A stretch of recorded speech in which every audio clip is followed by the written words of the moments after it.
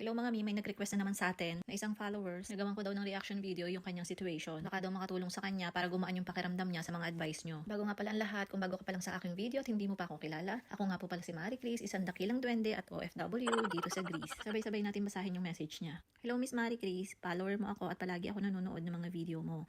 5 months pa lang ako dito sa Greece at nung kararating ko lang noong June, nahihirapan ako kasi nagwo-work ako from 5 AM to 12 AM ng umaga. Gusto ng amo ko na maglinis ako habang tulog pa sila. 19 hours ang work ko. Gusto ko nang sumuko noon pero kailangan kong tumuloy kasi dalawa ang college ko. Ngayong winter medyo mas maaga kasi 10 PM ako natutulog, 17 hours work. Makatarungan ba iyon? Gusto kong umalis pero wala pang residence permit. At ang amo ko ang gumastos lahat sa akin. Ilang beses na pala itong tinakasan ng kopela niya. Tapos pinakita niya mga yung kamay niya sa akin. Naawa talaga ako sa kanya. Ramdam ko yung hirap niya sa trabaho. Kung tutuusin hindi talaga makatarungan yung 5 AM to 12 AM na trabaho. Kahit pa sabihin natin na may pahinga ka ng isang oras. Yun nga kasi ang mahirap pag unang pasok natin dito sa Greece. Hindi natin mapipili yung gusto nating amo. Siya nga pala mga mi, medyo may age na rin si kababayan. Nakapag-fingerprint na nga pala si kababayan at waiting na lang siya ng kanyang card for releasing. Para po sa inyo, likas naman po sa ating mga Pilipino ang pagiging matiyagain sa trabaho. Tiyagain nyo lang po hanggang sa maayos yung papel nyo. At kung talaga hindi nyo na po kaya, ay magpaalam na lang po kayo sa kanila. Mas maganda din po kasi na meron tayong legal na papel dito sa Greece. Mas madali ka makakahanap ng trabaho at the same time, makukuha mo yung benefits na gusto mo. Dahil kung ako po yung nasa kalagayan nyo, ganun din lang muna ang gagawin ko. Tiyaga-tiyaga lang hanggang sa magkapapel ako. Kayo mga mi, kung kayo nasa kalagayan ni kabayan, ano yung gagawin nyo?